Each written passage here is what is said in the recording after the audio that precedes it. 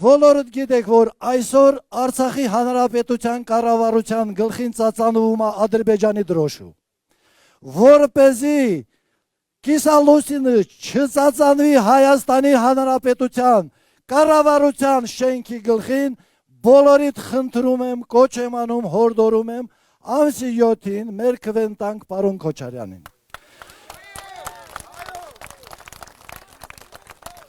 Պարոն Քոչարյանը ունի կազմակերպված խելացի ընտանիք, 50 եւ ավելի տարիներ աշխատել է պատասխանատու գործի։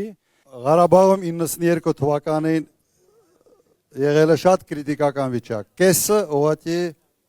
Ադրբեջանի վերահսկողության տակ էր։ Եվ այն ժամանակ ստեղծվեց պետական պաշտպանության կոմիտե, նախաձեռնությունը իմն էր, եւ ես դարձա այդ պետական պաշտպանության կոմիտեի նախագահ։ Ընդամենը 2 ամսից հետո սկսել ենք ազատագրել Արցախը, 6 ամիս հետո գրեթե ամբողջությամբ ազատված էր,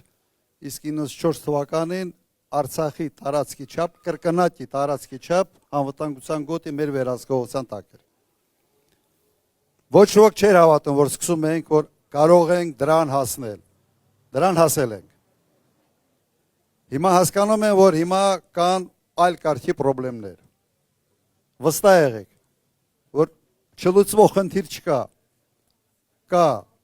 կամքի բացակայություն եւ թիմի բացակայություն։ Եթե կա կամք, թիմ, նպատակ, ձև չկա, որ նպատակը չհասնես։ Այ իմ կյանքի կարգախոսը միշտ սա է եղել։ Ուրեմն առաջ